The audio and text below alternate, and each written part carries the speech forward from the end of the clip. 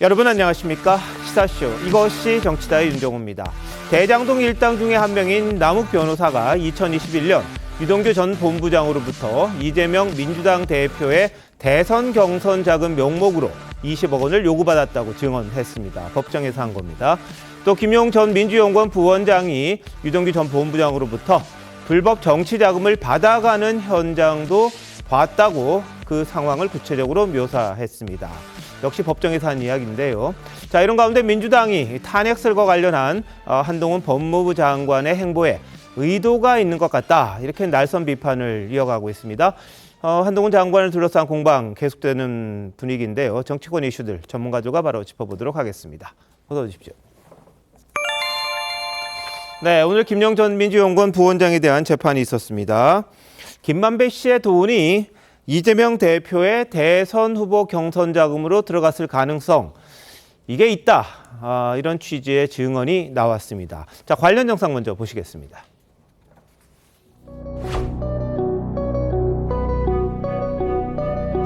김용 씨가 진술 쇼핑상 문제 삼았는데 입장 변화 없으시죠?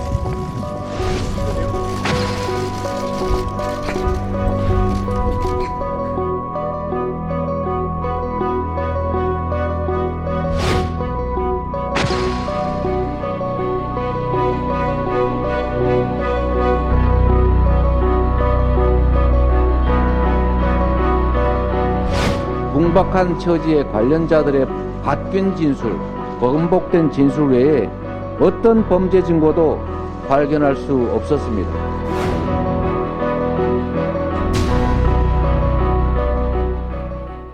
네, 오늘 남욱 변호사가 이야기한 거 20억 요구를 받았다. 그 부분하고 돈을 김용 전 부원장이 가져가는 걸 봤다. 이 두 가지인 것 같습니다. 자, 송건전 전 본부장님 어떻게 보십니까? 이 부분은요? 일단 오늘 새로 그 진술이 나온 것이 처음 나온 것이 이 부분입니다. 지금까지는 대장동 일당 그러니까 남욱 변호사에게서 돈이 유동규 씨에게 넘어가서 유동규 씨가 이재명 대표의 핵심 채권인 김용 씨에게 줬다. 이런 것만 계속 나왔거든요. 네. 그런데 오늘 최초로 본인이 계속 돈을 줬다는 그 남욱 변호사가 내가 주지 않은 돈이 1억 원 중에서 얼마가 쇼핑백에 담겨서 네. 이 유동규를 통해서 김용에게 넘어가는 것을 봤다 이겁니다. 예. 그때 본인이 갔을 때 쇼핑백을 유동규가 유원홀딩스라는 그 유동규가 만든 회사죠. 예. 거기 들어올 때는 빈손으로 들어왔는데 나갈 때는 보니까 어떤 백화점에 쇼핑백을 들고 나갔다. 네. 그런데 그 돈이 이 본인이 준 것이 아니고 예. 이 돈이 그 유동규에게 들으니까 김만배 씨가 만들어서 줬다는 이야기를 들었다. 네. 그렇다면은 이것이 본인은 계속 선거 자금, 경선 자금으로 줬다고 이야기를 했죠. 예. 그런데 이것은 선거 경선 자금, 정치 자금이 아니고 일종의 그 전에 뭐 약정을 했다는 428억 원, 그 약정 중에 일부를 가져갔다 이렇게 되면은 네네. 지금까지 이 저수지 428억 원이라는 저수지를 만들어 놨다는 데 대해서 네. 이재명 대표 쪽에서는 그것은 허상이다. 아무것도 예. 허구다는 이야기를 계속 해왔어요. 그런데 만약에 428억 중에서 뭐 1억 원이든 그보다 약간 작은 액수든 이 가져간 게 사실이라면은 네. 428억 약정 일부분이 처음부터 다시 그 수사가 될 수가 있죠. 예. 저번에 이재명 대표 구속영장에서 이 부분은 빠졌습니다. 네. 물론 뭐 설명은 있었지만은 범죄 혐의에서는 빠졌는데 이런 정언이 재판에서 나왔기 때문에 재판에서는 이 만약에 허위로 정언을 하면 처벌을 받죠. 예, 그렇죠. 그렇기 때문에 이거 일단 신빙성을 따져볼 텐데 이 말이 사실이라면은 428억은 저수지 약정액 네. 이것이 처음부터 다시 논란이 될 수가 있죠. 예, 남 변호사는 나중에 유동규 씨한테 그 돈이 428억 원 중에 일부라고 들었다. 이렇게 이야기를 했습니다. 이재명 대표는 그동안 이른바 천화동인 1호, 이 천화동인 1호의 일부 428억에 대해서 뭐라고 했었는지 한번 보시죠. 대선 자금 운운하는데 불법 자금은 이론 본 일도 쓴 일도 없습니다. 김만배 씨가 자신의 지분의 절반을 시장 측에 제공한다고 이렇게 유동규 본부장을 통해서 정진상 실장을 통해서 이렇게 이재명 대표한테 보고가 됐고 승인이 됐다고. 대체 그렇게 말한 사실도 없지만 그렇게 했다는 증거가 어디 있습니까? 하더라고 들었다가 증거가 됩니까? 이게 바로 법치주의 파괴지요. 무슨 428억 그분 돈 얘기가 전혀 없지 않습니까? 제가 그 사건에 부정하게 관여했다면 이렇게 한 푼도 안 받았을 리가 없지 않습니까? 네. 자, 428억 원 중에 일부였다. 이게 남욱 변호사의 주장인데요. 그러면서 남욱 변호사 이런 말도 했습니다. 김 전 부원장이 그 돈 갖고 가는 걸 보고 그 장면이 내가 경선 자금을 주는데 상당히 영향을 미쳤다. 아, 저렇게 실제 돈이 오가고 있구나. 이걸 느꼈다는 겁니다. 자, 어떻게 보십니까? 근데 이제 이재명 대표는 지금 뭐 바뀐 진술 말고는 증거가 하나도 없다라고 그러는데요. 이 네. 뇌물 사건에서는요. 예. 저 정도 증언은요. 굉장히 중요한 물증이 됩니다. 그러니까 과거에 보면요. 이런 사건도 있었어요.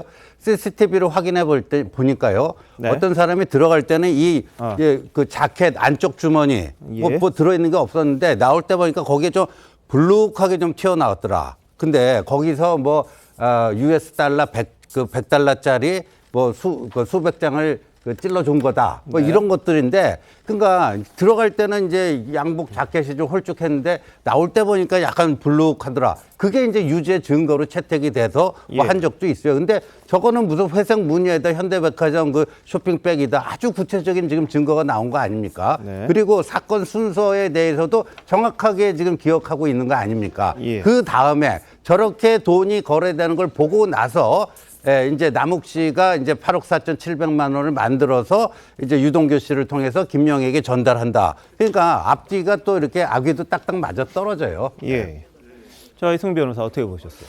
참 남욱 변호사가 네. 정말 좀 어려운 얘기들을 많이 하고 있는데 유동규 본부장과 남욱 변호사가 검찰에게 유리할 만한 얘기들을 하고 있음에도 불구하고 진술을 들어보면 과거에는 김만배로부터 들었다였는데 오늘 진술을 보니까 생각했다예요. 이 돈이 유동규를 통해서 김용 부원장에게 전달될 것으로 생각했다. 또 꽃무늬 쇼핑백을 보니까 돈이라고 생각했다라고 해서 지금 남욱 변호사의 지금 진술들이 객관적인 사실을 진술하고 있는 건지 네. 자신의 주관적인 의견을 얘기하고 있는 건지 모호할 정도로 진술이 모호하다. 그래서 이 부분에 대해서는 남욱 변호사가 진실을 회피하는 건지 아니면 허위사실을 얘기하는 건지 솔직히 좀 변호사로서 이해하기가 어렵습니다. 네. 그리고 지금 428억에 대해서 김만배 씨가 유동규에게 20억을 준 것으로 들었다. 그리고 그건 428억의 일부이다라는 취지로 얘기한 것 같은데 이제까지 기사라든가 검찰에서 한 번도 이게 언급된 적이 없어요. 네. 만약에 남욱 변호사가 정말 이런 진술을 했다라고 한다면 이재명 대표와 관련해서 기소를 할 때 이 428억에 대해서 좀 수사를 하셨어야 되는데 네. 수사를 했는데 나온 게 없어서 추가 수사한다고 했는데 지금 수사가 된 거라는 거잖아요. 그렇다고 하면 이런 것들을 질문을 했어야 되는데 예. 질문 자체가 없어졌다는 점에서 지금 남욱 변호사의 신빙성을 의심해야 될지 네. 아니면 검찰이 남욱 변호사의 진술의 신빙성을 인정하지 않아서 이 부분과 관련해서 이재명 대표를 기소하지 않은 것인지 뭔지 모르겠고요. 네. 또 경선 자금으로 8억 4,700만 원 중에 6억이 김용 부원장에게 전달됐다고 했는데 아직 검찰이 이게 경선 자금으로 사용됐는지 여부도 확인한 게 없어요. 그래서 지금 검찰 수사 11개월 동안 열심히 수사했지만 특수부가 아직 보여준 게 없어서 오늘의 이 남욱 변호사의 진술을 통해서 그 신빙성이 오히려 지금 굉장히 헷갈리는 탄핵 상태로 가고 있는 게 아닌가 싶습니다. 예, 뭐 용처에 대해서는 또 재판에서 나올 수 있으니까 한번 지켜봐야 될 부분이 있는 것 같고요. 오늘 김 전 부원장이 남 변호사를 상대로 직접 신문도 했다고 합니다. 자, 자신이 16차례 정치자금법 위반으로 조사받는 동안 한 번도 안 나온 얘기다. 지금 이승훈 변호사 말씀하셨듯이 그랬더니 남 변호사 이렇게 이야기를 했어요. 제가 그렇게 의기가 없지는 않다. 뭐 이렇게 좀 지킬 건 지키고 좀 감추려고 했는데 처음엔 얘기 안 했는데 검사가 증거 들고 물어보고 유동규도 얘기하니까 진술한 거다. 이렇게 이야기했습니다. 그랬더니 김용 씨가 아니 다른 증인은 시기 엇갈려 하는데 헷갈려 하는데 이건 돈 얘기다. 이걸 검찰이 진술했다고요? 이렇게 다시 물어보기도 했다는 겁니다. 근데 남 변호사는 언제 받았는지 그 부분을 이야기를 했거든요. 자, 어떻게 보셨어요?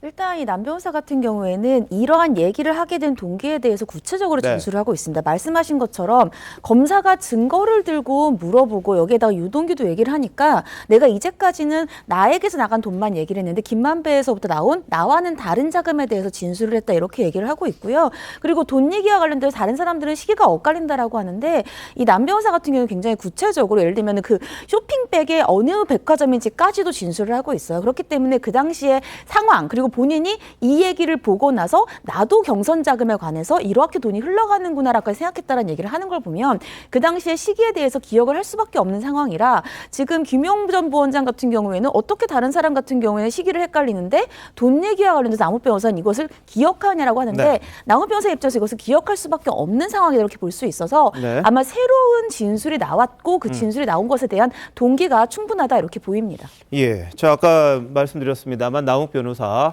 야 이렇게 실제로 돈이 오가는 걸 봤다, 생각했다. 뭐 이렇게 저희가 관료를 쳤습니다만 돈이 오가고 있다고 했다 이렇게 이야기합니다. 그러면서 이렇게 오가는 걸 보니까 이걸 보고 실제로 가니까 내가 또 돈을 줘도 되겠구나. 그래서 다음에 자신이 자금을 건네는데 결정적인 영향을 미쳤다 이런 이야기를 했거든요. 그러니까 이 장면이 본인에게 굉장히 인상적으로 남아 있었던 게 아닌가 싶기도 합니다. 한편 남 변호사는 유 전 본부장으로부터 이 대표의 대선 경선 자금 명목으로 20억 원을 요구받았다 이런 주장도 했는데요. 남 변호사가 TV조선의 탐사보도 세븐과 만나서 했던 이야기 한번 보시죠. 아니, 상식적으로 글쎄요. 그러면 이재명이 몰랐다. 아니 그럼 나는 누구한테 돈을 준 거야? 동경도 그 얘기를 하더라. 그럼 나보고 준 거냐? 형을 보고 왜 그 돈을 줘? 형이 거기다 쓴다 그러니까 줬지. 그럼 누구의 선거에 돈을 준 거냐 이거지. 지분 조정이 다시 이루어지면서 그 30%가 이재명 시장 쪽 형들 그 4명 몫이라고 해서 네가 있으면 이 진행 못한다 라고 얘기하는데 어떻게 방법이 없지. 그 집은 이재명이 거라고 하니까. 예, 자, 이거 누굴 보고 돈을 줬겠느냐 이런 이야기를 합니다. 남욱 변호사가 내가 그럼 누구한테 줬어? 이런 식으로 이야기를 하는데 자 오늘 법정에서 진술하고 이걸 어떻게 비교가 될까요? 그러니까 어떻게 그 돈이 김용을 보고 준 것도 아니죠. 예. 그렇다면은 이것이 뭐 경선 자금으로 쓰였던 어쨌든 이재명 대표를 위해서 쓰인 것이지. 네. 그걸 그러면 내가 누구에게 돈 준 거냐? 그 이재명 대표 쪽에서 그것을 완전히 부인을 해버리면 보면은 본인의 돈은 분명히 나갔는데. 예. 자, 그래서 이 대목이 조금 전에 말씀하신 그 대목이 상당히 의미심장한 것이. 김용이 그 돈을 갖고 나가는 장면이 내가 경선 자금을 주는데 상당히 영향을 미쳤다 이렇게 이야기하잖아요. 네. 실제로 정민용 변호사는 국회에서 비서관 생활을 좀 했습니다. 예. 그래서 정치권 생리 같은 건 알아요. 네. 그런데 남욱 변호사는 그런 경험이 없는 상황이죠. 예. 그런 경험이 없는 상황에서 이게 구조가 이렇게 되는구나. 이렇게 인허가권을 가지고 좀 혜택을 보게 하고 네. 또 정치 자금을 주고 이런 구조구나 해서 그다음에 본인이 김용 씨가 20억 원을 요구를 해서 경선 자금을 주게 되는 그런 계기가 됐다고 하고 그것뿐이 아니죠. 예. 그다음에 또 그 김용 씨가 나중에 이재명 정부가 들어서면은 네. 안양의 탄약고를 다른 데로 이전을 하고 예. 거기에 또 아파트 사업을 할 수 있도록 해주겠다는 말을 들었다. 네. 이렇게 되면은 지금 어떤 정치적으로 본인이 사업의 혜택을 받고 그 대가로 또 이재명 시장이나 지금 대표 쪽에서는 예. 그것을 인허가권을 가지고 서로 교환을 하는 예. 그런 구조를 알게 됐다 이런 말을 하는 거니까 네. 상당히 이 부분에 의미가 있는 것 같습니다. 예, 남 변호사가 이제 한 15억 정도는 만들어 보겠다 이렇게 답을 했다고 그러고요. 그리고 이 대표가 대통령이 되면 뭔가 도와줄 수 있을 거라고 본인이 생각했다는 겁니다. 그래서 지금 말씀하신 것처럼 뭐 안양시 박달동의 탄약고 이전이라든지 부동산 신탁회사 설립이라든지 이런 것들을 본인이 생각을 했다는 거예요. 그걸 뭐 내놓고 이런 조건을 건 건 아니지만 대통령 되면 뭐 유동규 씨가 너무 쉽지 않겠느냐 뭐 이런 식의 이야기까지 있었다 뭐 이런 취지의 이야기를 한 겁니다. 그리고 2014년 이 대표가 성남시장 재선이 된 날 처음 만난 김용이 도와줘서 고맙다, 감사하다 이런 이야기를 했다고도 또 진술했습니다. 그러다 보니까 김 전 부원장도 자신이 선거 지원한 걸 알고 있었던 것 아니겠느냐 뭐 이렇게 이야기를 했는데 자 박선민 비서관 어떻게 보세요? 근데 이게 성남시장 재선에 성공한 날 만난 사람들에게 고맙다라는 말을 하는 거는 상당히 일반적이지 않을까라는 생각은 드는데요. 앞뒤 대화 내용을 저희가 정확하게 알지 못하기 때문에 어느 정도 추측만으로 말하는 데는 한계가 있습니다만 일단 처음 만난 김용이 도와주셔서 감사하다라고 한 것이 실제로 이분이 이러저러해서 이런 식으로 선거 과정에서 어느 정도 개입해서 도와줬다에 대한 응답인 것인지 아니면 그냥 이제 뭐 여러모로 이 대표를 많이 지지해 주셨던 후보 시절부터 많이 도와주셨던 분이다라는 정도로 인사를 해서 인사치레를 한 것인지, 근데 이것만으로 이제 검찰의 질문처럼 김용 부원장이 증인의 선거 지원 사실을 알고 있다고 생각했냐라는 것은 검찰의 어느 정도 의도성이 있는 질문으로 보이기 때문에 단순히 고맙다라는 말을 한 것만으로 불법 행위에 대해서 김용 부원장이 인지하고 있었고 공범으로 이를 생각하고 있었다라는 것은 좀 한계가 있을 것으로 보입니다. 예. 자, 그리고 남욱 변호사가 왜 이날을 기억하느냐 그랬더니 그날이 코로나 격리되고 미용실 격리가 해제되고 미용실 갔다가 사무실 갔던 날이어서 그날을 더 기억한다 이런 이야기도 또 나온 것 같습니다. 그러다 보니까 남욱 변호사로서는 그날이 상당히 좀 의미 있던 날이었다 이렇게 볼 수 있겠네요. 그래서 그때 상황을 뭐 잘 지금도 기억하고 있는 건지 알 수는 없습니다만 남 변호사는 법정에서 저렇게 증언을 했습니다. 그리고 오늘 남 변호사 이재명 대표가 김만배 씨에게 많이 의지했었다 이런 말도 했다고 합니다. 유 전 본부장이 지난달 유튜브에서 김만배가 세다고 생각했다 이렇게 말했던 모습 있거든요. 한번 보시죠. 김만배가 높은 분들하고 검찰총장이 되신 분하고 통화하는 걸 들었어요. 세다. 김만배라는 사람 만났는데 이렇게 해가지고 했는데 세다. 생각보다. 그래가지고 정보나 이런 것들 교환하면 상당히 우리한테도 불리하지 않을 것 같다. 결국은 이제 나중에 만나게 되니까 거기서 이제 지들끼리 더 친해지대. 이제 더 친해지고 막 나중에 형님 하고 이제 막 그렇게 나중에 됐는데 김만배를 정진상도 극전하게 했지. 네. 자, 남 변호사 이야기는 그거예요. 법조기자 출신이지 않습니까? 김만배 씨가. 그러다 보니까 고위 법조인들 많이 알았죠. 뭐 지난번에 대법관도 이런 로비가 있었던 게 아니냐 그런 이야기가 나올 정도였고, 그리고 당시 성남시장이던 이 대표에 대한 각종 고소고발 이런 것들도 김만배 씨가 많이 도와줘서 좋은 결과가 나오기도 했다 이런 주장도 했다고 합니다.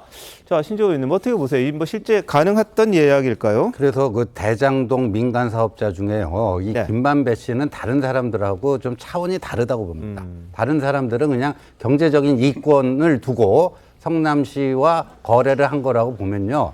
김만배 씨는 그런 그 이권 거래는 물론 있었죠. 그다음에 화천대유의 대주주 아닙니까? 그런데 이재명 대표 측에 이 법률 서비스를 제공을 한 거죠. 검찰 수사 단계, 법원 재판 단계에서 30년 법조 기자의 인맥을 총동원해가지고 이재명 대표에게 도움이 되는 법률 서비스를 제공했다 하는 거고요.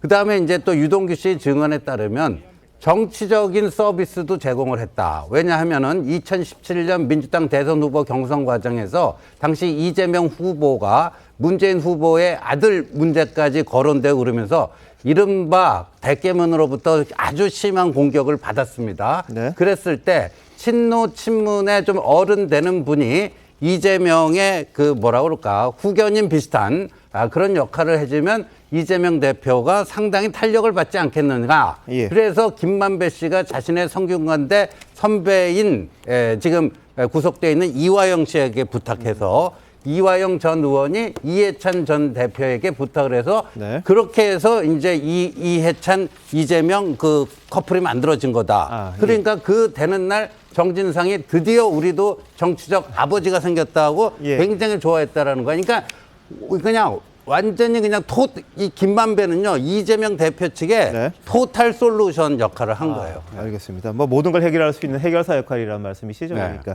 자, 근데 과거에 김만배 씨와 이재명 대표는 서로에 대해 이렇게 말했습니다. 들어보시죠. 저를 인터뷰했던 것도 사실이고요. 제가 그분이 머니투데이 법조팀장 한다는 정도 알고 있죠. 여러분도 지금 취재하셨다가 나중에 저하고 관계된 사업 하시면 이렇게 언론에 더 많이 오를 수가 있으니까 앞으로 그런 사업 하지 마십시오. 이재명 지사랑 친분 부인하는 취지로 말씀하셨는데 사실 그분하고 이재명 지사하고 뭐 특별한 관계도 없고 한 번 만나봤습니다. 옛날에 저기 이 인터뷰 차. 그 오늘 중앙일보 보도에서 이재명 지사와는 케미가 안 맞는다 이렇게 말씀하셨던 보도가 있었습니다. 뭐 그런 거는 제가 여기서 정치적 성향에 대해서 말씀드리기는 곤란하고요. 네, 두 사람 다 뭐 특별하진 않았다 이런 취지인 것 같아요. 저는 좀 특별했다고 보는 것이 왜 그러냐면 이 공식적으로 그 이재명, 김만배 두 사람이 첫 만난 것이 이 이재명 대표가 성남시장 재선이 되고 나서 바로 그 직후 2014년이죠. 그때 김만배 기자가 인터뷰를 합니다. 네. 김만배 기자 인터뷰를 하는데 성남시장을 그 법조 출입 기자가 인터뷰를 해요. 예. 그 팀장이. 보통 언론사에 그 시청 출입 기자가 있죠. 성남 주재 기자도 있고. 예. 그런데 그 법조 팀장이 직접 인터뷰를 하는데 그 인터뷰 내용을 보면은 뭐 본인이 지금 성남시정을 이끌고 있지만은 나중에 경기도지사도 할 수 있고 네. 나라를 이끌 수 있다 이런 이야기까지 나오거든요. 예. 그렇다면은 그 인터뷰가 왜 그렇게 이루어졌을까? 성남시 출입 기자가 아니고 법조 팀장이. 자, 그 상황을 보면은 둘 사이에 어떤 뭐 연결고리가 분명히 있지 않느냐. 그래서 결국은 이재명 대표는 조금 전에 이 법조 팀장이라는 것 정도만 알고 있었다고 했지만 그 이후에 또 대장동 사업이 본격적으로 진행이 됐습니다. 그러면 이 연결고리를 좀 단언을 할 수는 없지만은 그때 이후에 어떤 연결이 되지 않았나 싶고 그러면 조금 전에 이야기가 나왔던 대로 이재명 대표가 그 김만배 씨에게 상당히 의지를 많이 했다. 그리고 실제로 사법적인 도움도 받았다. 물론 그것을 건순일 대법관까지 연결시키면은 또 뭐 상황이 복잡해지지만 그까지 연결이 안 되더라도 이재명 대표의 측근이 그 선거 때 뭐 본부장급이 어떤 그 사법 처리를 당할 위기에 있었는데 그때 김만배 씨로부터 도움을 받았다. 이런 이야기들도 있기 때문에 네. 이 두 사람의 친소 관계가 예사롭지는 않다. 그렇게 보이죠. 자, 이 변호사 보십시오. 어때요? 저는 이제 좀 이런 논란들은 좀 없어졌으면 좋겠어요. 예를 들어서 조문을 갔다거나 또 옆 사람이 전화를 바꿔줬다거나 또는 뭐 인터뷰를 했다거나 이것 가지고 무슨 관계가 있을 것이다. 굉장히 친한 것이다. 뭐 법조 서비스를 받았을 것이다. 이런 추측성인 보도라든가 이런 얘기들은 결코 사건 본질에 다가갈 수 없다. 이런 말씀을 드리고요. 네. 정말로 이재명 대표가 김만배 대표의 로부터 법조 서비스를 받았다고 생각한다면 예. 검찰이 50억 클럽에 대한 수사를 하면 됩니다. 네. 전 대법관 수사도 하고 박영수 특검 수사도 하고 수사를 해야지 하는 것이지 예. 이재명 대표에 대해서는 압수수색을 그렇게 많이 하면서 지금 50억 수사를 한다고 하는데 아직까지도 압수수색에 대한 얘기는 전혀 나온 게 없다 이런 말씀을 드리고요. 네. 앞으로 검찰이 이재명 대표에 대해서 이렇게 계속적인 뭐 무슨 일만 생기면 마치 대단한 일인 것처럼 부풀려졌다가 수사해 보면은 사실관계가 나오지 않아서 이재명 대표가 받은 게 하나도 없어 이런 얘기로 논리가 가거든요. 네. 그래서 저는 검찰이 조금 정말로 밀행성을 가지고 신속하게 좀 수사를 했으면 좋겠다. 예. 지금 1년이 다가가는데 수사가 지금도 아직까지도 원점에서 맴돌고 있으니까 검찰에 대한 신뢰도가 좀 떨어지는 거 아닌가 싶습니다. 예. 자, 이재명 대표에 대한 뭐 뇌물, 정치자금법 위반 혐의 같은 것들이 과연 적용될 건지 이 마지막 종착지가 어딘지 그 부분에 대해서는 아직 명확하게 나오지 않았습니다. 김영 전 부원장까지는 전달했다는 게 이제 증언이 나오긴 했습니다만 검찰이 그 부분에 대한 뭐 확증이 있어야 될 것이고 그 순을 넘어서 어디까지 갔는지에 대한 것들도 추가로 수사를 하고 있다고 하니까 어디까지 갈지는 한번 보도록 하겠습니다. 자, 이재명 대표 관련한 여러 의혹 중에 하나 또 백현동 개발 비리 특혜 의혹입니다. 옹벽 아파트 이른바 그 아파트입니다. 검찰이 계속 수사 중인데요. 가장 핵심 인물로 꼽는 게 바로 이 대표의 측근이었다고 불리는 김인섭 씨입니다. 근데 김 씨가 백현동 시행사에 영입이 된 다음에 정 전 실장 등에게 부탁을 해서 부지 용도를 상향하고 임대아파트 비율을 줄이고 이렇게 특혜성 인허가 받았다는 게 의혹의 핵심이죠. 남욱 변호사는 김인섭 씨에 대해서 허가방이다 이런 표현까지 했다고 합니다. 자, 그런데 김인섭 씨와 정진상 전 실장 관계에 대해서 여러 가지 이야기가 있었죠. 전화를 뭐 수백 통 했다, 뭐 100여 통 했다 이런 이야기가 있었습니다. 근데 어제 저희 TV조선에서 이 김인섭 씨와 정 전 실장이 백현동 사업과 관련해 긴밀히 소통했던 정황이 나왔는데요. 측근 A 씨입니다. 이 사람이 뭐라 그랬냐면 김인섭 씨가 다른 사건으로 체포가 되자 백현동은 어찌 되냐 이렇게 다급히 정 전 실장이 전화를 해서 물어봤다는 겁니다.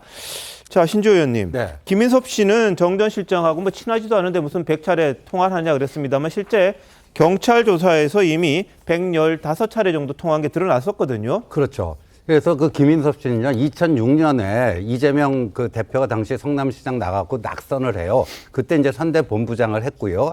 또 2007년 말에 그 대선이 있지 않았습니까? 한나라당의 이명박 후보와 민주당의 이제 정동영 후보가 겨루는 그런 것이었는데 그때 이재명 대표가 중앙무대에 처음으로 진출합니다. 예. 정동영 민주당 대선 후보의 부대변인으로 이제 중앙무대에서 정치 활동을 시작하는데 그거를 연결시켜준 사람이 김인섭이다. 성남시 정가에서는 이제 그런 얘기가 파다하게 다 퍼져 있는 거예요.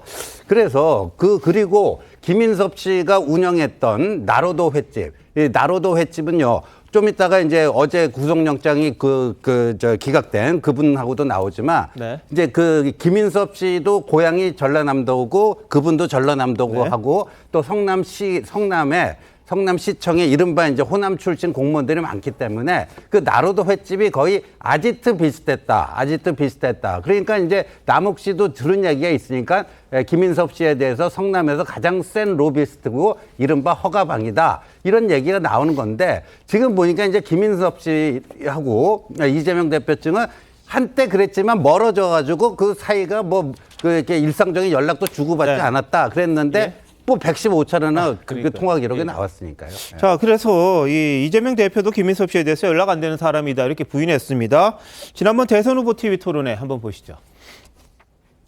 이 후보님의 성남시장 선대 본부장을 하신 분이 이 개발 시행업체에 영입이 되니까 산속에 있는 자연 녹지에서 4단계를 띄워가지고 준주거지가 되면서 용적률이 5배가 늘고 그래서 지금 이 업자는 한 3천억 가량의 그 특혜를 받습니다. 저는 연락도 잘 안 되는 사람이 말씀을 일단 드리고 성남시의 최대한 이익을 확보하는 조건으로 국토부와 식품연구원이 요구하는 대로 법에 따라서 용도를 바꿔준 겁니다. 네, 당시에 저런 이야기가 있었습니다. 그런데 이번에 선거법에 이 백현동 아파트의 용도를 4단계로 높여준 게 국토부의 협박 때문이었다. 이게 거짓말이다. 이렇게 돼서 지금 또 선거법 위반으로 걸려있는 그런 상황이죠. 자, 이승훈 변호사. 저 때는 모른다 그랬어요. 그런데 공교롭게도 이 김인섭 씨가 시행사에 영입된 다음에 허가가 나왔거든요. 그래서 뭐가 있지 않았겠냐 이런 추측을 하는 사람들이 있더라고요. 그런 추측을 하는 사람들도 있긴 있습니다만 우리가 잘 생각해 보면 민간업자에게 수천억을 몰아줬다라고 한다면 민간업자 소유일 때 용도를 변경해서 수익을 몰아줘야 되는 거잖아요. 근데 기재부사나 식품연구원 소유일 때 이게 용도를 변경해 준 거예요. 그러면 기재부가 돈을 버는 것이지 민간업자가 버는 거 아니잖아요.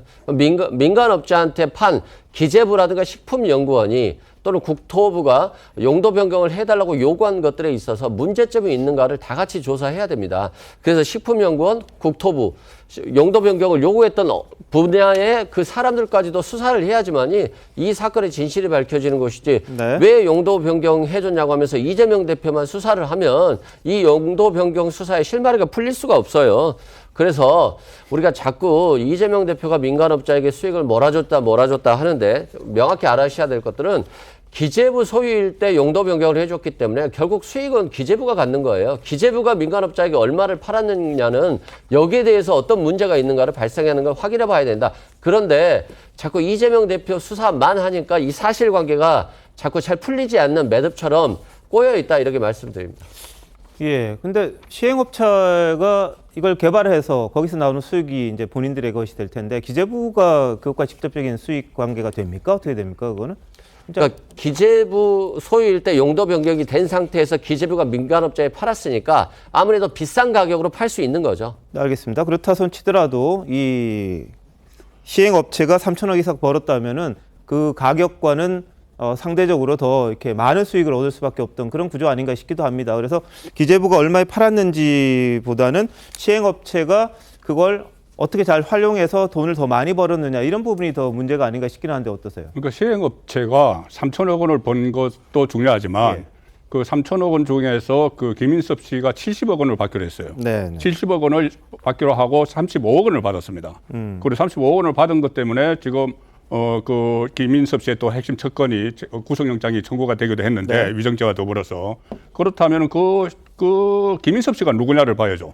김인섭 씨는 그 성남시장 선거 때 선대 본부장을 했고 이재명 캠프 선대 본부장을 했고 그리고 그 용도 변경 외에 임대 아파트 비율 축소 이런 것도 다 해줬는데 원래는 이 식품연구원이 성남시에 2단계 그 상향을 해달라고 요청을 했어요. 네네. 그런데 그때 성남시에서 아니야 이것은 뭐 도시계획이 어긋나 해서 2단계 상향을 안 해줬습니다. 네. 그런데 김인섭 씨가 그 업체에 들어가고 나서 4단계 상향이 됐어요. 예. 그렇다면은 이 김인섭 씨의 역할이 있었다 이렇게 봐야 되는 것이고, 알겠습니다. 김인섭 씨가 또 그 선거 캠프에 선대 본부장을 했으니까 이재명 대표와도 연결성이 되고 있는 거죠. 알겠습니다. 자, 이 대표 어쨌든 이 백현동 개발 의혹과 관련해서 현재 공직선거법 위반 혐의 재판받고 있습니다. 2021년 국정감사 때였습니다. 국토부가 안 해주면 직무유기를 문제 삼겠다고 협박해서 용도 변경할 수밖에 없었다. 이 발언 때문이었습니다. 당시 어떻게 말했었는지 한번 보시죠. 2014년 4월 22일 박근혜 정부의 국토부가 용도 변경을 요청했습니다. 지사님 백현동 사업에 특혜를 줬다고 생각하십니까? 전혀 사실이 아닙니다. 그거는 국토부가 요청해서 한 일이고 공문이 왔습니다. 국토부 장관이 도시관리계획 이거 변경 요구하면은 지방자치단체장은 반영해야 된다. 의무조항을 만들어놨습니다. 이걸 가지고 만약에 안 해주면 직무유기 뭐 이런 걸 문제 삼겠다고 협박을 해서 그 당시에 그 공공기관의 혁신도시 이전이 추진이 되던 그 시기였고요. 매각이 제대로 이루어지지 않아서 이전이 좀 지연이 되고 있었습니다. 그래서 여러 차례에 걸쳐서 그 국토부가 그 매각을 위한 그 용도 변경 협조 요청을 했는데 용도 변경을 통해서 매각이 순조롭게 이루어지게 해달라는 취지로 부탁을 했던 걸로 그 기억이 납니다. 국토교통부는 이 문제와 관련해서 직무유기로 문제 삼겠다고 협박했습니까? 그런 사실 없습니다. 네, 이 대표 어제 자신의 SNS에도 박근혜 대통령 주재 관계장관 회의에서 이 각 연구소라든지 이런 거 이전 이게 핵심 관심 사항이었기 때문에 그래서 어쩔 수 없었다 이런 취지로 글을 올렸습니다. 그러면서 이 대표는 오늘 서울신문 기사를 링크를 했는데 민주당에서 정부가 압박해서 어쩔 수 없이 해준 증거라고 지금 주장을 합니다. 이어서 한번 대변인의 이야기 한번 보시죠. 국토교통부와 식품연구원은 2014년 성남시에 보낸 3차례의 공문에서 식품연구원 이전과 백현동 용도 변경 및 개발이 대통령 지시사항 국가 정책 사업이라고 강조했습니다. 또한 국토부는 적기 조치를 압박했고 식품연구원은 대통령 관심 사안임을 강조하면서 적극적인 업무 추진 결의에 대한 외부 감사로부터 자유롭지 못하다고 협박했습니다. 네, 서울신문에서 보도한 내용인데요. 이재명 대표 민주당에서는 국토부가 협박한 근거다 이렇게 이야기를 합니다. 자, 어떤 내용인지 한번 보시고 이게 협박인지 아닌지 한번 판단해 주시기 바랍니다.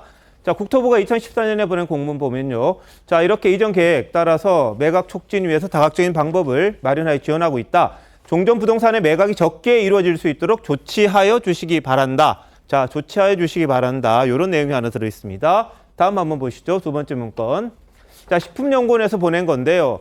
연구원이 대통령 지시사항 불이행과 적극적인 업무 추진 결여에 대한 외부 감사로부터 자유롭지 못하다. 연구원이 자유롭지 못한 거예요. 성남시가 자유롭지 못한 건 아닙니다. 우리 연구원이 좀 자유롭지 못하니까 계속 매각 지연되면 재정 부담도 커진다. 좀 봐주세요. 이런 투인 것 같아요. 이게 협박인지 아닌지는 한번 보시면은 느낌이 오실 것 같고요. 다음 거 한번 보시죠. 자, 10월에도 국토부가 공문을 보내는데 이제 안 되니까 보냈겠죠. 자, 매각 지연 이전에 차질 빚고 있다. 성남시에서는 용도 변경 등을 적극적으로 협조 지원해 주시기 바란다. 이렇게 돼 있습니다. 자, 박성민 비서관. 협박입니까? 아닙니까? 저는 어느 정도 성남시가 분명히 압박을 크게 느꼈을 것이라고 봅니다. 네. 왜냐하면 지금 저기서 언급된 것 중에 시청자 여러분들께서 좀 집중해서 봐주셔야 할 것이 대통령의 지시사항이다. 대통령의 관심사안이다라고 이야기를 했습니다. 그리고 그 이전에 박근혜 전 대통령이 직접 주재한 회의에서 2015년 12월까지 식품연구원 부지 용도 변경을 완료하겠다라고 밝혔기 때문에 사실은 이것이 국가정책의 큰 틀 안에서 이제 뭐 특별법도 만들어지고 하면서 여러 가지 이제 조치를 취하는 과정에서 계획적으로 관리가 된 것으로 보이는데요. 일종의 성과 관리이자 대통령의 관심 사안이 제대로 이행될 수 있게 각 부처와 지자체가 좀 긴밀하게 협상하고 소통하면서 움직이는 과정 중에 하나였던 겁니다. 근데 예. 성남시 입장에서는 몇 차례 이제 앞서서 거절을 했었고, 그러나 한국식품연구원 입장에서는 빨리 매각이 이루어져야 되는 상황인데 제대로 이루어지지 않은 상황이 몇 차례나 이어지고, 그리고 네. 국토부 역시도 대통령이 직접 나서서 밝힌 계획이 있고 시한이 정해져 있는데 예. 이것을 관리하고 이행하는 부처의 입장에서는 당연히 지자체를 여러 방식으로 압박할 수밖에 없는 거죠. 예. 이것은 단순히 공문에 협박을 했냐 안 했냐라는 식으로 명시적인 단어가 들어가 있을 수는 없습니다. 예. 아니 공문에 누가 그런 단어들을 표기를 네. 하겠습니까? 당장 하지 않으면 예. 직무유기로 고발하겠다 이런 식으로 이야기를 하진 않죠. 하지만 저기서 보셨듯이 차질을 빚고 있다. 네. 또는 적기 조치를 해달라라는 것들은 일종의 우회적인 압박 수단으로 충분히 읽힐 수 있으며 네. 국토부 측과 한국식품연구원이 어떤 방식으로 이야기를 했는지도 좀 더 살펴봐야 될 부분이라고 생각합니다. 예, 알겠습니다. 자, 그런데 협박을 받아서 해줄 수밖에 없었다. 이재명 대표는 그렇게 이야기를 했는데요. 타임라인을 한번 볼게요. 그때 무슨 일이 있었는지. 자, 2014년 1월에 국토부가 성남시에 요청합니다. 그리고 식품연구원도 4월에 합니다. 5월에 국토부가 다시 한번 요청을 합니다. 그런데 성남시는 식품연구원에 요청을 반려합니다. 안 된다고. 그 다음에 다시 한번 9월에 보냅니다. 그랬더니 또 반려했습니다. 성남시가 12월에. 국토부 또 보냈죠. 그리고 근데 여기서 하나 좀 눈여겨봐야 될 게 뭐냐면 12월에 성남시가 국토부에다가 공문을 보내요. 뭐라고 보냈냐면 자, 이게 이 법에 따라서 우리가 반드시 해야 되는 거냐 아니냐 이렇게 질의를 합니다. 그랬더니 아니 뭐 해주면 좋은데 성남시에서 자체적으로 도시개발과 관련해서 그대로 하면 된다. 강제 규정 아니다. 이런 식으로 공문을 다시 받습니다. 그래서 다시 반려를 한 거예요. 그런데 12월까지 갔습니다. 2015년 1월에 백현동 개발업체가 김인섭 씨를 영입한 게 이 시기입니다. 이 시기.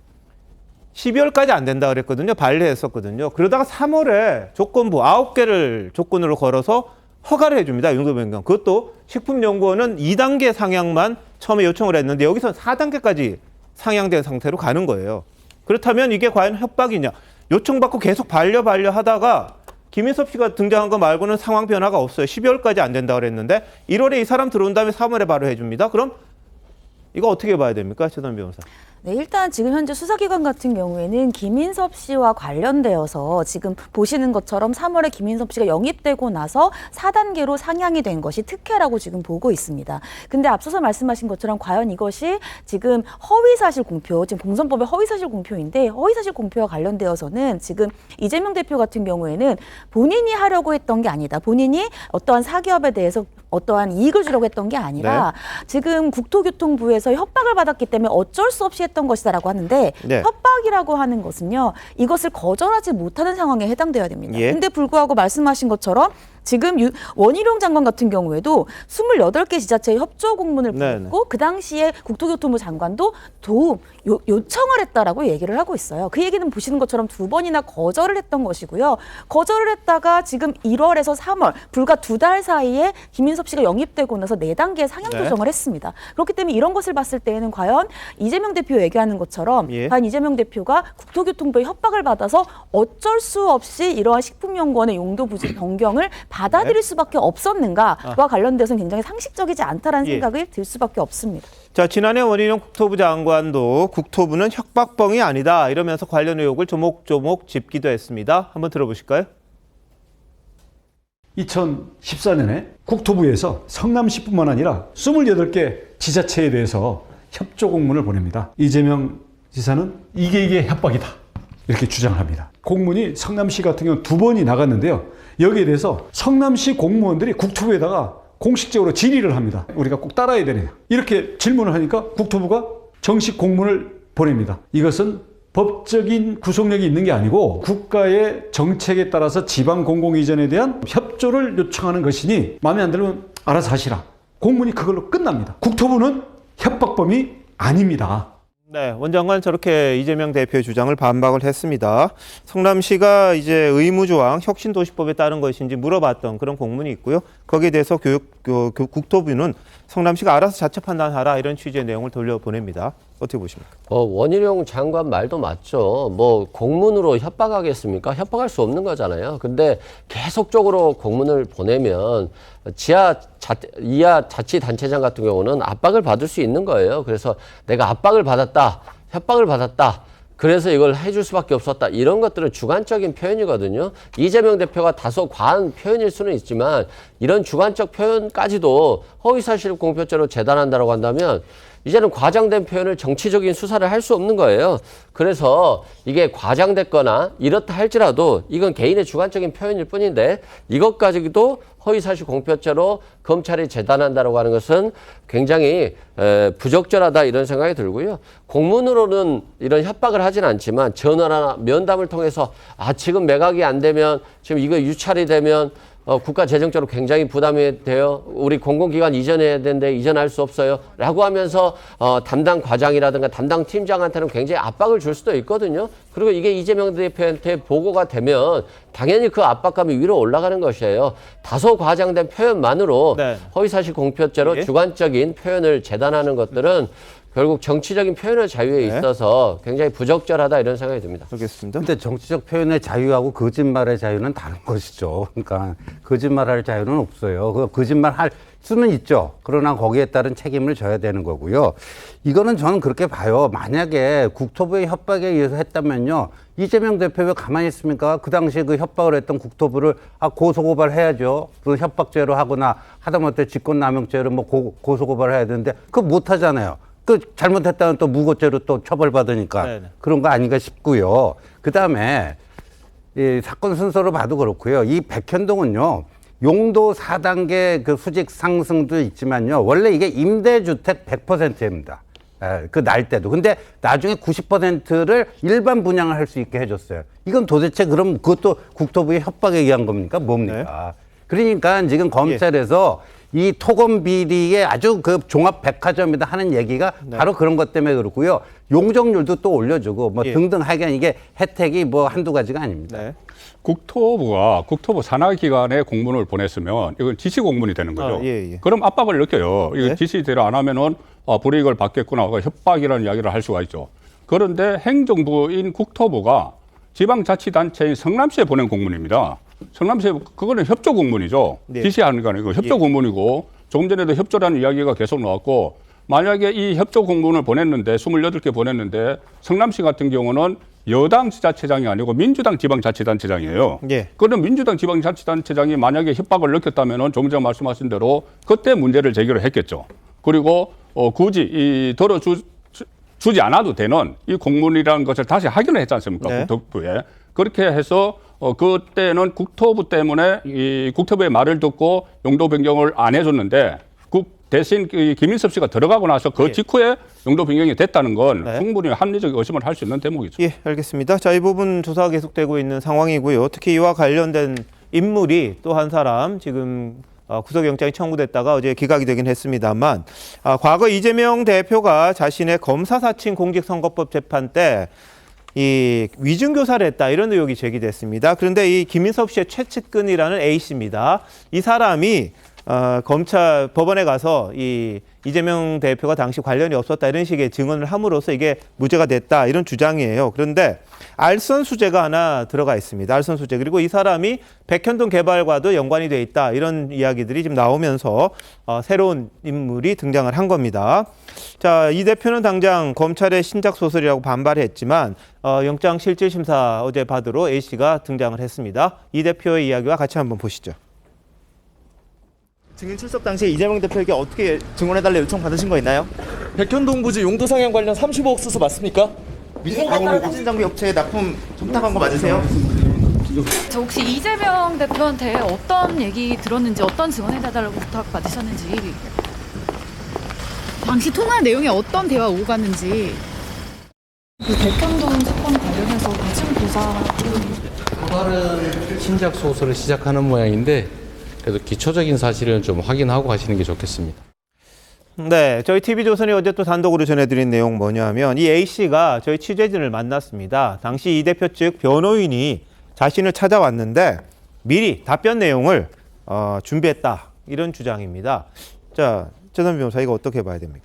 네, 일단 기본적으로 이 A씨 같은 경우에는 이재명 지사와 수차례 통화했다 이렇게 얘기를 하고 있습니다. 근데 이재명 지사 같은 경우에는 한 번 통화했다 이렇게 얘기를 하라라고 얘기를 하고 있고 지금 수사기관이 보고 있는 것에는 이렇게 이재명 대표 측의 변호사가 얘기를 한 것이 이재명 대표의 위증교사와도 연결이 되어 있다 이렇게 보고 있어요. 네. 근데 지금 위증교사 같은 경우에는 법정에서 위증, 그러니까 본인이 기억과 다른 얘기를 하면 위증이 됩니다. 그게 사실인지 예. 허위인지는 상관이 없어요. 근데 지금 이 사람 같은 A씨 같은 경우에는 본인이 그 당시엔 제대로 기억이 안 난다라고 해당 변호사한테도 얘기했음에도 불구하고 해당 변호사가 내가 얘기하는 대로만 답변을 하면 된다. 그리고 여러 가지 통화를 했음에도 불구하고 한 번만 통화를 했으면 된다. 이렇게 얘기를 하고 있기 때문에 이번 같은 경우에는 수사기관에서도 지금 이재명 대표와 그 변호사를 통해서 위증교사를 혐의를 보고 있다. 이렇게 보겠습니다. 예. 자, 민주당 입장 어때요? 이 대표하고요?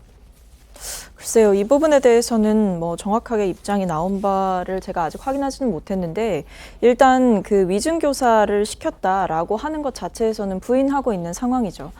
당연히 이제 이 대표 측에서 그런 일을 할 이유가 없는 것이고 그리고 위증교사를 했다라는 증거가 어디 있느냐라는 식으로 이제 강하게 반발이 나올 수밖에 없는 상황인 것 같습니다. 자, 근데 이게 그 검찰이 그 통화한 녹음 파일이 있다 이런 보도가 좀 나왔거든요. 그래서 그 내용을 좀 공개를 하면 실제로 어떤 느낌이었는지 실제로 뭐 위증 교사를 한 건지 이재명 대표가 직접 한 건지 변호사가 한 건지 그 내용이 어떤 건지 그걸 좀 명확하게 알 수 있을 것 같아요. 지금 재판이 막 시작이 된 그런 부분이기 때문에 지금 구속영장 기각됐고 이제 기소를 하겠죠. 그럼 불구속 기소를 하면 그때 검찰이 증거 자료를 내놓지 않을까 싶긴 합니다만 그 내용을 보고 정확하게 좀 이야기를 해야 될 부분이 아닌가 싶습니다. 법원에서는 이미 뭐 증거가 다 확보된 것 같다. 그리고 뭐 굳이 구속할 필요 없다. 그래서 어제 영장은 기각을 했습니다. 자, 다음 이슈 넘어갑니다. 국민의힘 내부에서 한동훈 장관의 내년 총선 등판론 점화가 되고 있습니다. 특히 총선에서 수도권을 이기려면 분위기를 바꿔야 되는데 그 반전 카드로 한동훈이 역할을 해야 된다. 이런 주장입니다. 자, 신조 의원님. 네. 가능한 이야기입니까? 어떻습니까? 좀 뜬금없다 이런 생각이 듭니다. 그렇습니까? 뜬금없다. 근데 대충 뭐 나올 거라고 생각하지 않습니까? 아니 그러니까 그 정치는 또 타이밍이 중요한데요. 내년 4월 총선 1년이나 남았고요. 지금 한동훈 장관은 지난주 그 헌법재판소의 그 어정쩡한 무책임한 그 결정 때문에 그 지금 처리해야 될 업무가 많습니다. 네, 그런데 저런 얘기를 당에서 해버리면은 오히려 민주당에게 공격거리 주는 거 아닙니까? 한동훈 당신은 어차피 정치하려고 지금 이 법무부 장관 이거를 지금 당신의 정치적 꿈을 위한 하나의 그 수단으로 지금 이용하고 있는 거 아니냐? 그렇게 할 거면 빨리 집어치워라. 뭐 이런 식으로 오히려 민주당에게 공격거리를 줄 수 있는 건데 왜 저런 얘기를 이런 타이밍에 하는지 이해가 안 갑니다. 자, 그러다 보니까요. 오늘 유상범 국민의힘 수석 대변인은 내가 대통령이라면 출마 안 시키겠다. 이렇게 또 말을 했습니다. 신지호 의원님과 뜻이 좀 맞는 것 같기도 하고요. 근데 반면에 민주당의 김승원 의원은 어제 법사위에서 이제 공방을 주고받았었는데 뭔가 한 장관이 탄핵과 관련해서 민주당을 도발하고 있다. 이런 주장을 합니다. 한번 들어보시죠. 그 한동훈 장관이 그 보여주는 역량은 통상의 장관의 보여주는 역량과는 조금 다른 면이 있습니다. 일종의 그 팬덤 형성 정도로 일단 윤석열 정부 정책의 여러 가지 정책의 아이콘 비슷한 모습도 보이고 있고요. 그래서 정부 정책을 국민들에게 설득하고 이끌어가는 데는 굉장히 일종의 스피커도 필요한 부분이 있습니다. 총선 출마 제가 대통령이라면 저는 안 시키겠습니다.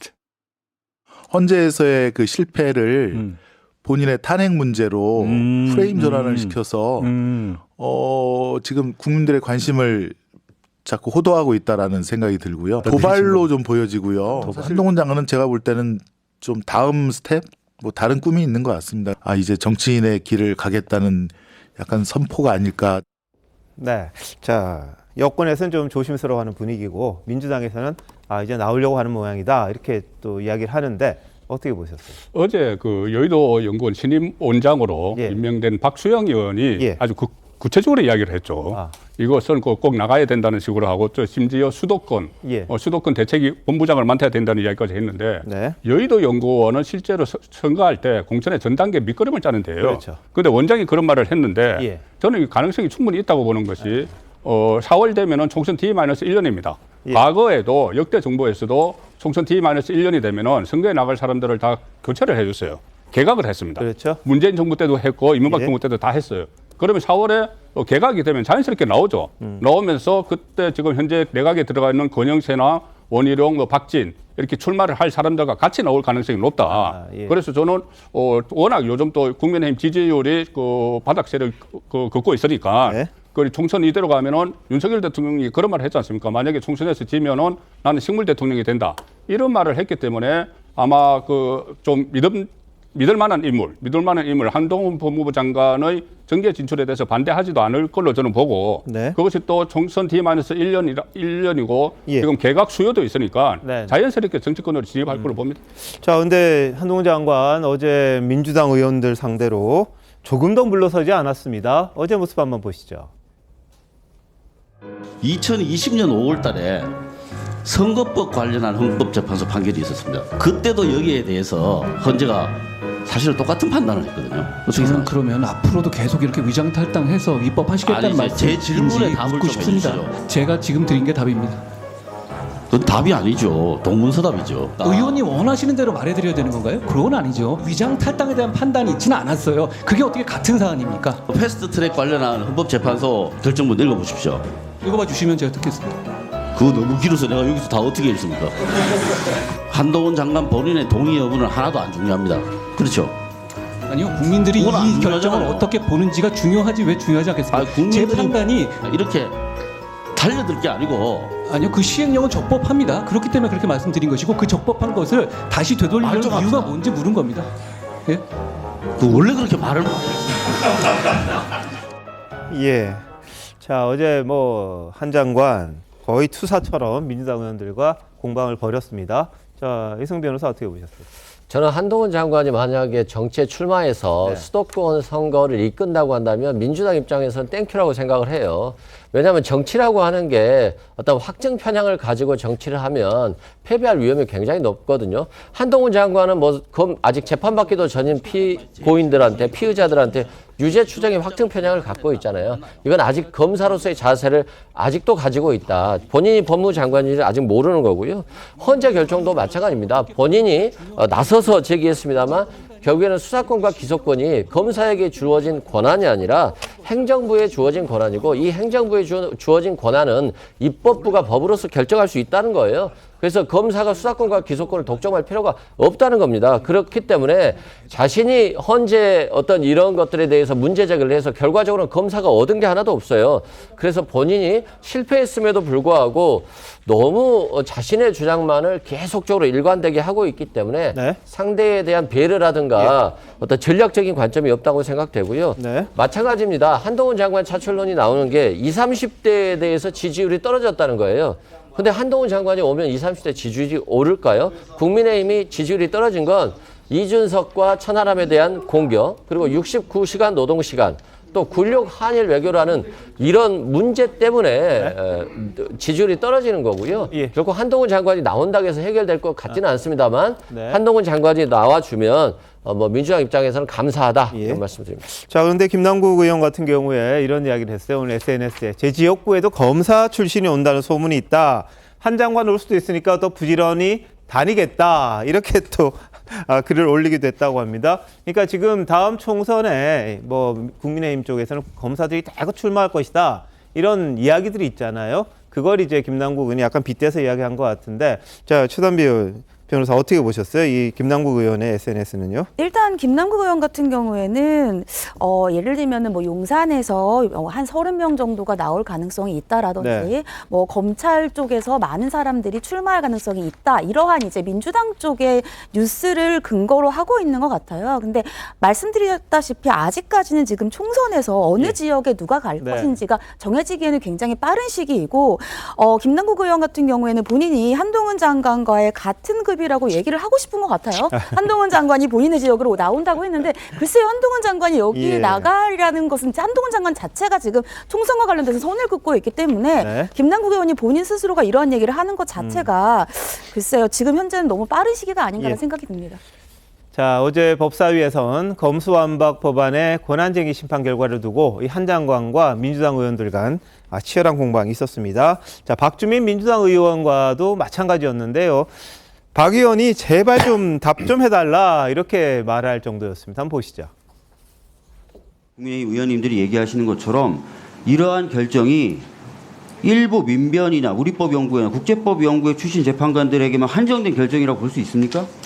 지금 핵심을 잘못 이해하고 계신데요. 제 질문의 핵심 먼저 답을 해주세요. 그거에 대한 답을 드리는 거니까 들어보시면 됩니다. 저희는 이 답을 듣기 위해서 여러 가지 가능한 법적 구석을 했던 겁니다. 제가 질문한 게 그거 아니잖아요. 제가 질문하는 것에 제발 답변을 좀 해주셔야 저는 다른 질문을 하죠. 저는 제가 답변하고 생각하고 있는데 한다고 생각하는데 그렇게 생각 안 하시나 보죠? 그러니까 속 터지는 거죠. 주로 본인 이야기를 하시면서 국회 내 시간을 좀 많이 깎아먹는 스타일의 화법을 좀 쓰시는 것 같더라고요. 근데 이거 뭐 어쩔 수 없어요. 말을 그러면 하지 말아라. 또는 제가 원하는 답변을 좀 해달라 그러잖아요. 안 하세요. 그렇게 또. 자기 얘기 또 하죠. 네. 자, 뭐 한 장관이 물러서는 스타일이 아니다 보니까 민주당 의원들의 질문에 공세적으로 답하면서 또 법사위 어제 굉장히 또 시끌시끌했습니다. 자, 이런 가운데 김의겸 민주당 대변인이 그 자리를 내려놨습니다. 그러면서 홀가분하다, 더 자유롭고 당당하게 맞서겠다 이야기를 하면서 최근에 동물원을 탈출했던 얼룩말 세로를 인용을 했습니다. 세로처럼 훨훨 활보하겠다 이런 글을 남겼더니 김근식 전 국민의힘 비전전략실장 자유 찾아 탈출한 게 아니라 가짜 뉴스 제조기라서 잘린 거다 이런 식으로 또 비판을 했습니다. 자, 김의겸 대변인의 마음 어떨까요? 박성민 비서관 보실 때는요. 그러니까 사실 이번에 당직 개편이 전면적으로 이루어지면서 대변인직도 일부 교체가 됐습니다. 네네. 새로운 대변인도 임명이 됐고 뭐 최고위원들도 좀 바뀌고 이런 식으로 이제 대대적인 좀 당직 개편이 있었는데 그중에 김의겸 의원도 이제 교체 대상이 된 거죠.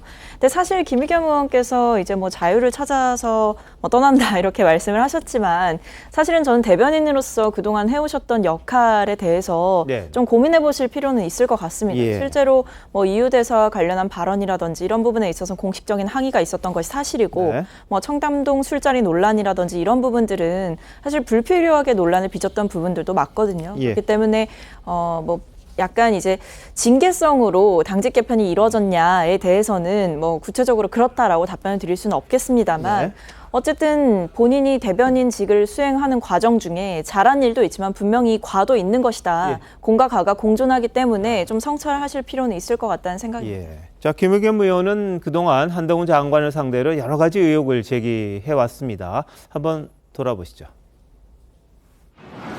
한동훈 장관님이 이걸 보았으면 대단히 입맛이 당겼겠다, 우리가 당겼겠다 이런 생각이 듭니다. 말씀처럼 진짜로 그런 문제가 있다면 범법의 가능성이 큰 것인데 우리가 조사하면 안 된다는 말씀이신가요?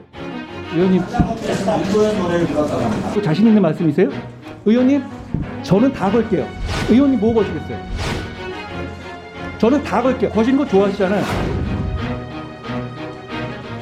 아니, 지금 의원님 지금까지 제기하는 증거는 다 이런 식입니까? 이례적인 압수 같은 거 해가지고 그것도 아니라고 했는데 다 들통났는데도 한마디도 안 하고 계시죠? 네, 다 넘어가겠습니다. 제가 넘어갈 게 아니라 그냥 쭉 자, 21년 7월에 거짓말을 해놓고 넘어가자 그러면 어떻게 합니까? 뭐가 거짓말입니까? 여전히 살아있는 최고 권력으로서의 검찰총장 윤석열 총장 아니었습니까? 최고 권력인데 소위 말하는 측근이라는 저는 저기 날아가 있는데 아니 사람들이 잊어버렸다고 그렇게 기억을 왜곡하시면 안 되죠.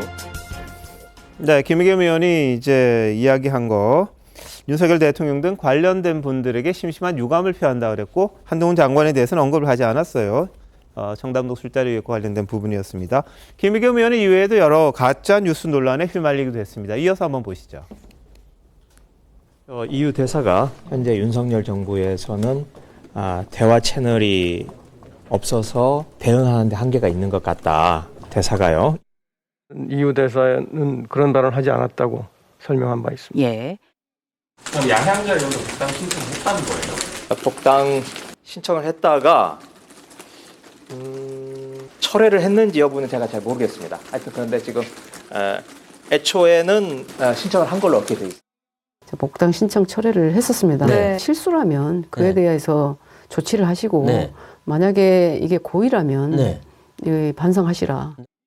동의하지 않는다는 분은 아예 없었는지. 네, 뭐 반대 없이 통과가 됐습니다. 전해철 의원께서는 어제 당무위원회에서 기권을 하고 퇴장을 하셨습니다. 네, 이재명 대표의 직무 정지를 예외로 하는 당무위원회 브리핑. 뭐 만장일치 이야기를 했습니다. 반대 없이 통과됐다. 뭐 이게 만장일치죠. 그런데 전해철 의원 쪽에서 항의가 와서 다시 브리핑을 그 다음날 했던 거예요. 그랬더니 김의겸 의원, 그 정도의 잔기술은 이쪽 업계에서는 통용되고 있다고 생각한다. 이런 말을 해서 좀 논란이 또 되기도 했습니다. 자, 어떻게 들으셨어요? 저도 그쪽 업계를 35년 동안 취재를 했는데 예.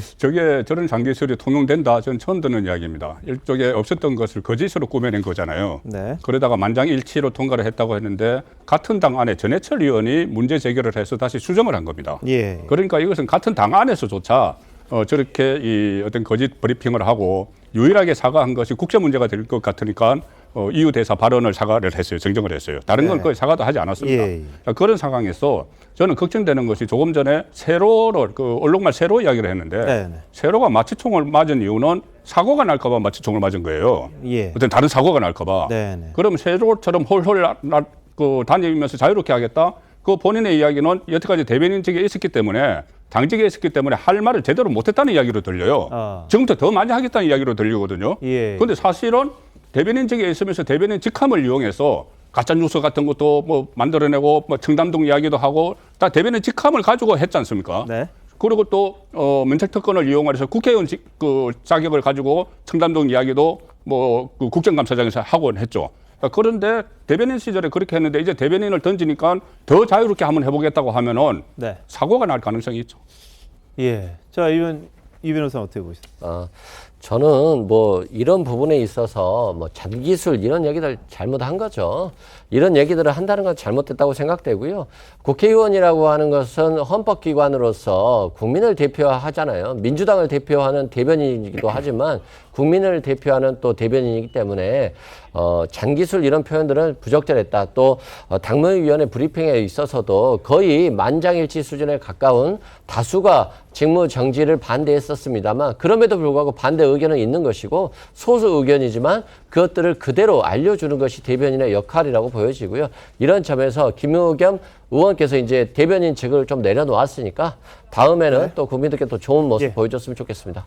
알겠습니다. 자, 어제 법사위에서 가장 논란됐던 게 이른바 뭐 검수완박법 유효하니까 한 장관에게 당신이 시행령을 통해서 고친 이른바 검수원복 이거 다 철회해야 되는 것 아니냐 그렇게 민주당에서는 주장을 했습니다.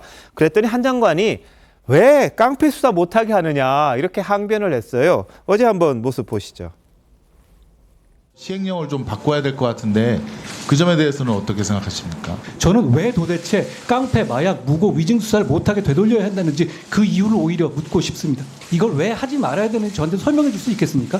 최근에 저희가 시행령 개정으로 이 부분이 완전히 개선되고 있는 추세가 통계적으로 보이고 있죠. 깡패, 마약 잡고 있고요. 이걸 다시 되돌리자고요? 왜 그래야 됩니까? 네.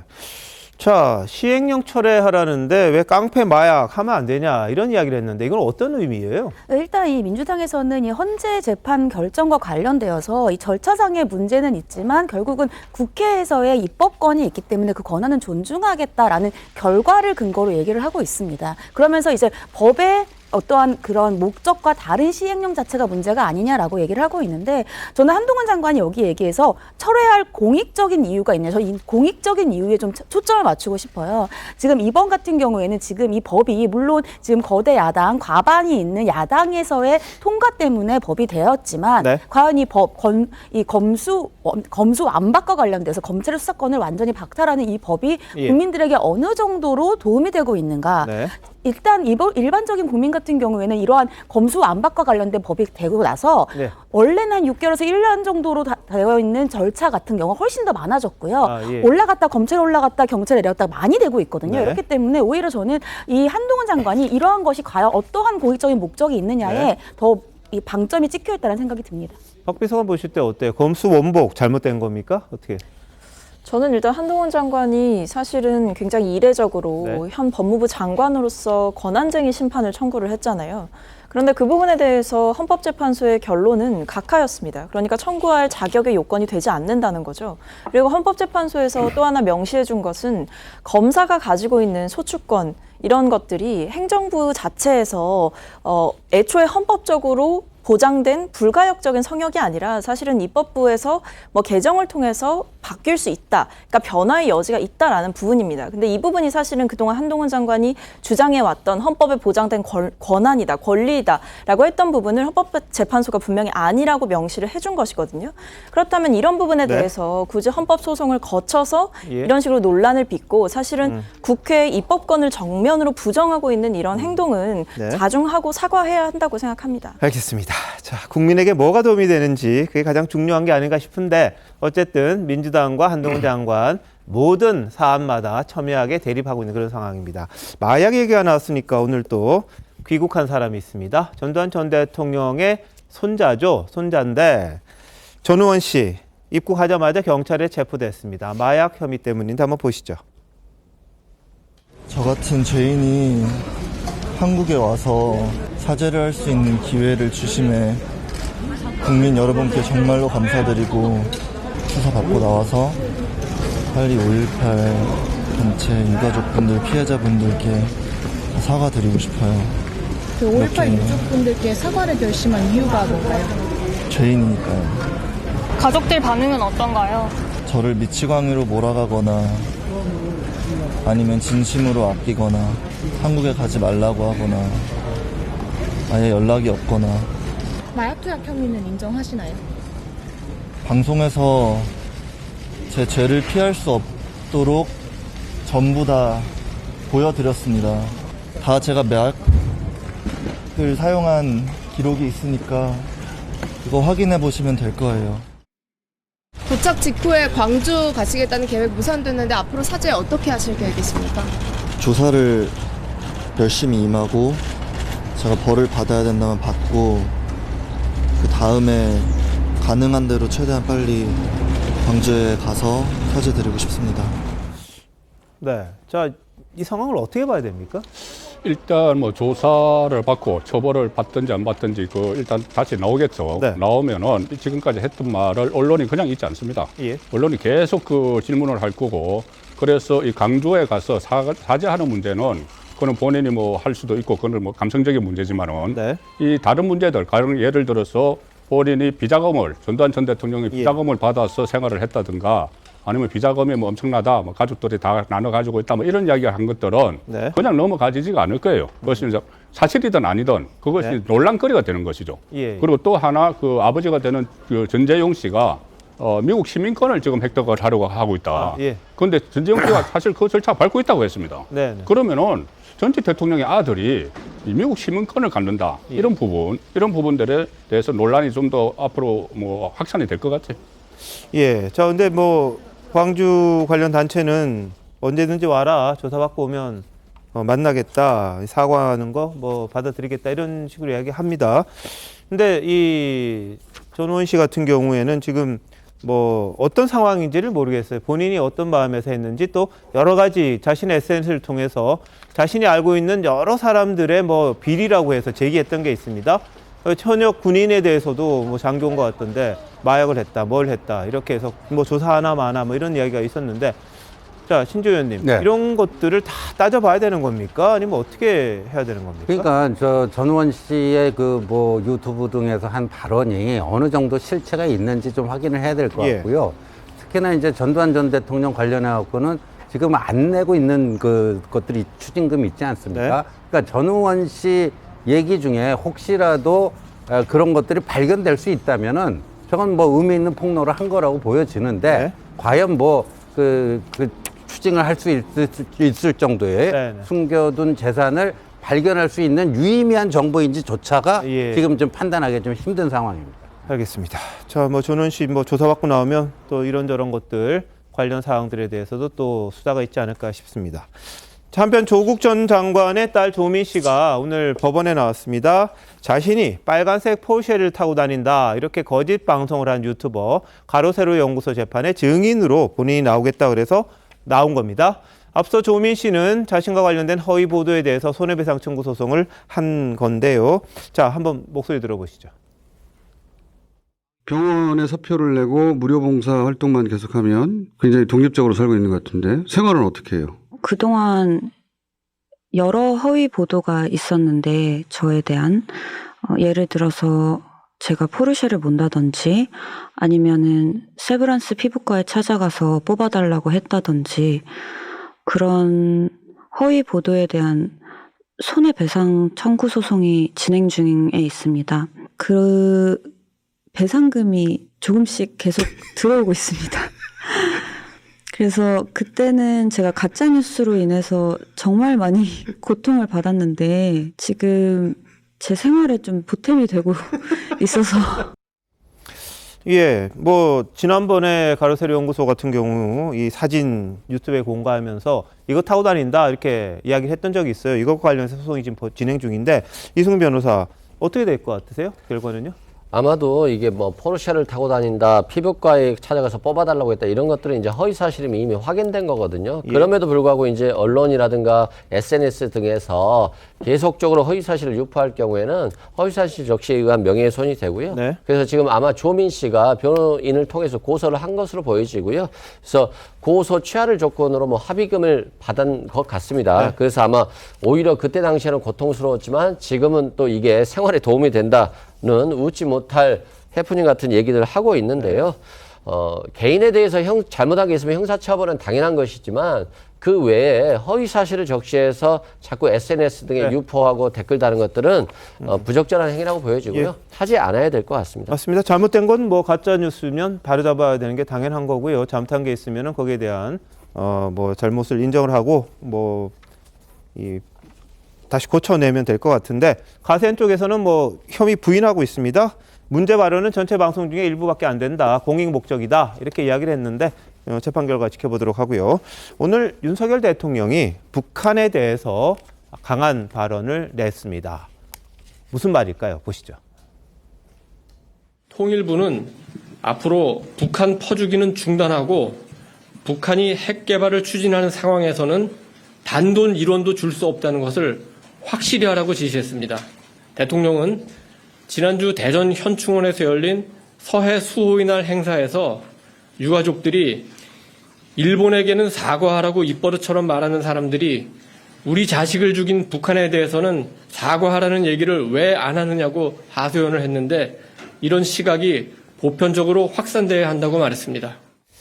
예, 자, 북한 핵 개발 추진하면 단돈 1원도 줄 수 없다는 걸 확실히 하라. 이런 입장 밝혔습니다. 자, 어떻게 봐야 될까요?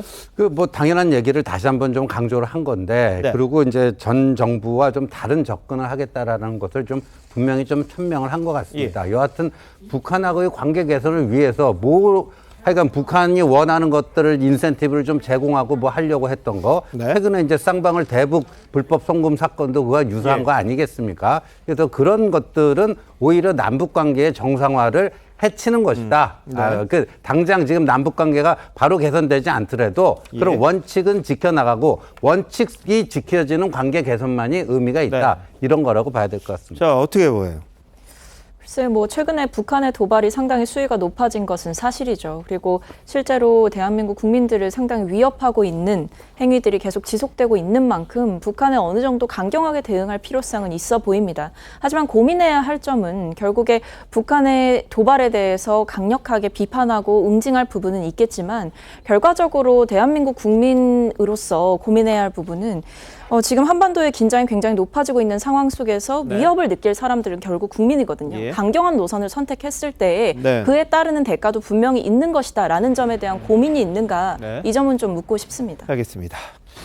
자, 윤석열 대통령 12년 만에 국빈 자격으로 미국을 방문하는데 지금 외교와 안보 라인 지금 뭐 경질설도 나오고요. 김성한 안보실장에 대한 교체설까지 나오면서 좀 뒤숭숭합니다. 근데 대통령실 관계자가 다음 달에 국빈 만찬을 합니다. 다음 달에 미국 가서 윤석열 대통령 부부가 그때 블랙핑크하고 레이디 가가 합동 공연 뭐 할 가능성 이걸 좀 조율 중이다 이렇게 이야기를 했는데 이런저런 것들이 얽혀가지고 지금 외교 안보 라인이 뭔가 문제가 있다 이런 얘기가 나오고 있어요. 최남희 변호사 이거 어떻게 무슨 문제가 생긴 겁니까? 네, 그러니까 이게 지금 12년 만에 국빈 이 자격으로 윤 대통령과 김건희 여사가 방미를 하는데 여기서 이제 만찬에 참석할 예정인데 여기와 관련되어서 만찬에서 미국이 국빈 방미 일정 조율하는 과정이 있었다. 이 조율하는 과정에서 중요 일정을 미국 정부국 측이 제안을 했는데 이게 대통령의 제대로 보고가 되지 않아서 지금 문제가 있었던 것이 아니냐. 예. 그래서 지금 김성한 안보실장의 교체론이 나오고 있는 거 아니냐 이런 얘기가 나오고 있습니다만 김대기 비서실장은 공식적으로 사실 무근이다 이렇게 밝힌 바가 있습니다. 자, 뭐 12년 만에 국빈 방문 일정 굉장히 중요하겠죠. 그런데 그 과정에서 뭔가 좀 뭐라 그럴까요? 좀 제대로 안 된 게 있나 봐요. 보고가 안 됐다. 뭐 이런 이야기가 좀 있더라고요. 그걸 대통령이 알고는 좀 많이 노했다. 이런 이야기가 있던데 정확한 사실은 모릅니다. 다만 김성한 안보실장에 대한 경질설이 있었습니다만 김대기 실장이라든지 대통령실에서는 사실이 아니다. 이렇게 지금은 이야기를 하고 있다고 합니다. 잠시만요. 대한민국 이슈의 중심 시사쇼 이것이 정치다 여기까지입니다. 내일 다시 찾아뵙겠습니다. 고맙습니다.